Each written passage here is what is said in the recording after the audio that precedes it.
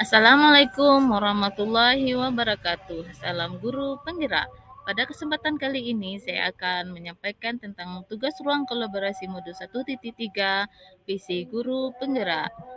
Fasilitator kami yaitu Bapak Budi Darmawan SPD MP, kemudian fasilitator kemudian pengajar praktik kami adalah Ibu Elvi Gustina MPD. Dan kami secara tim bekerja sama 5 orang yang kami panggil dengan saudara Susan, Ayu, Usni, Dadang, dan Reni. Visi kami adalah untuk mewujudkan generasi pembelajar mandiri, kreatif, dan berkarakter. Nilai-nilai kelima yang ditonjolkan pada visi kami tersebut yaitu mandiri, kreatif, dan bernalar kritis. Sementara nilai guru penggerak yang ditonjolkan adalah mandiri, inovatif, kolaboratif, dan berpihak pada murid. Sebelumnya, kami melakukan analisa ATAP, yaitu aset, tantangan, aksi, dan perubahan. Pada bagian aset, kami telah mengenai murid-murid yang antusias dan penuh potensi, dan guru-guru yang kreatif dan kolaboratif, dukungan dari orang tua dan komunitas, sarana dan prasarana sekolah yang memadai, serta budaya sekolah yang positif dan sportif. Hal-hal tersebut merupakan aset bagi kami untuk mewujudkan visi guru penggerak. Kemudian, pada tahap T, tantangan yaitu rendahnya minat belajar murid, metode pembelajaran yang masih tradisional dan berpusat pada guru, kurangnya kolaborasi antara guru dan orang tua, dan adanya keterbatasan sumber daya untuk mendukung pembelajaran yang kreatif, serta budaya sekolah yang belum sepenuhnya menghargai kemandirian dan kreativitas murid. Kemudian pada poin aksi, hal-hal yang dapat kami ambil adalah melaksanakan asesmen awal untuk memetakan atensi dan kebutuhan murid. Kemudian mengembangkan pembelajaran yang berpusat pada murid dan berbasis proyek.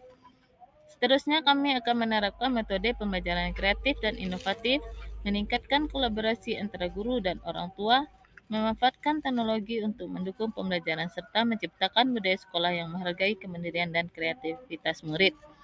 Pada poin perubahan, yang akan kami lakukan yaitu murid-murid menjadi lebih mandiri dalam belajar dan mampu menyelesaikan masalah dengan kreatif. Guru-guru yang terampil dalam menerapkan metode pembelajaran yang berpusat pada murid dan berbasis proyek.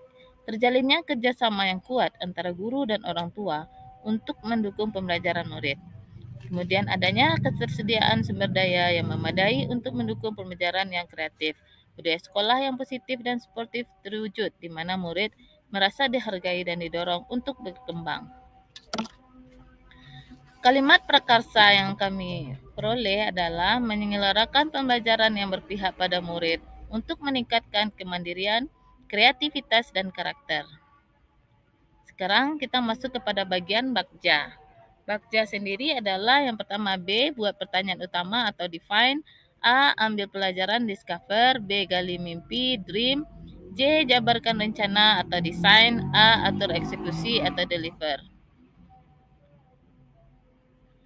Pada bagian B, buat pertanyaan-pertanyaan yang dapat muncul dari visi tersebut adalah apa yang harus saya lakukan untuk mewujudkan pembelajaran yang berpihak pada murid, bagaimana mengembangkan pembelajaran yang berpihak pada murid, metode pembelajaran apa yang bisa kita terapkan agar pembelajaran berpihak pada murid.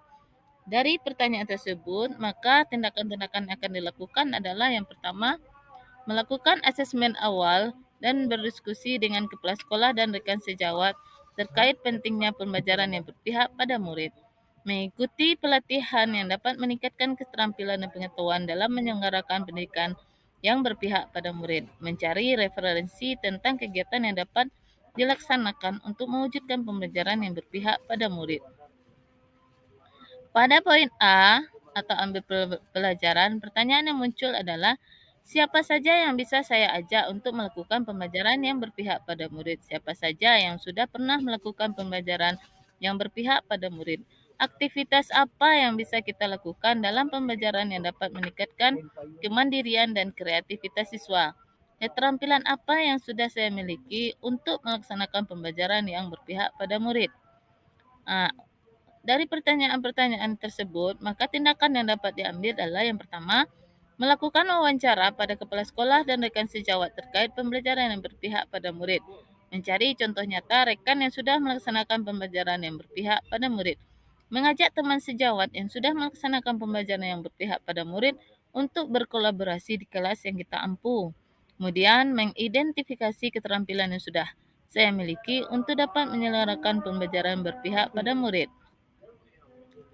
Pada poin G atau gali mimpi, pertanyaan yang muncul adalah apa kebiasaan baru yang akan terjadi jika pembelajaran sudah berpihak pada murid? Bagaimana perasaan saya setelah melaksanakan pembelajaran yang berpihak pada murid? Apa sumber daya yang kita bayangkan akan tersedia untuk melaksanakan pembelajaran yang berpihak pada murid?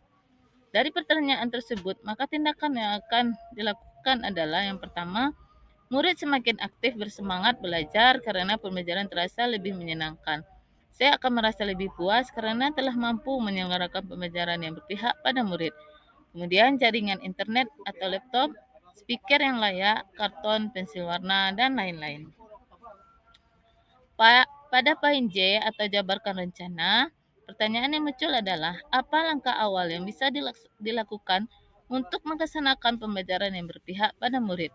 Apa saja kegiatan yang bisa kita lakukan untuk mewujudkan pembelajaran yang berpihak pada murid? Bagaimana cara untuk saling menyemangati usaha bersama mencapai pembelajaran yang berpihak pada murid? Tindakan yang bisa diambil yang pertama adalah menginventarisir berbagai kegiatan yang dapat dijadikan bagian dari pembelajaran yang berpihak pada murid. Kemudian membuat modul atau RPP pembelajaran yang berpihak pada murid. Berdialog dengan kepala sekolah dan rekan sejawat terkait kegiatan yang akan dilakukan. Kemudian pada bagian yang terakhir adalah bagian A, atur eksekusi. Pertanyaan yang muncul adalah siapa yang bisa mengarahkan dan memantau proses dalam mewujudkan pembelajaran yang berpihak pada murid. Siapa saja yang akan saya libatkan dalam mewujudkan pembelajaran yang berpihak pada murid. Kapan usaha untuk mewujudkan pembelajaran yang berpihak pada murid ini dilaksanakan? Maka tindakan yang akan bisa dilakukan yang pertama adalah kegiatan tersebut dipantau oleh kepala sekolah, kemudian berkolaborasi dengan rekan sejawat, dan jika diperlukan, lakukan juga dengan orang tua. Usaha untuk mewujudkannya dilakukan dari sekarang sampai seterusnya. Quotes untuk hari ini adalah dari mana datangnya sukses dari visi yang terrealisasi melalui kerja keras tanpa henti. Visi tanpa eksekusi adalah lamunan. Eksekusi tanpa visi adalah mimpi buruk. Sekian saja yang dapat saya sampaikan pada kesempatan kali ini. Assalamualaikum warahmatullahi wabarakatuh. Salam guru penggerak.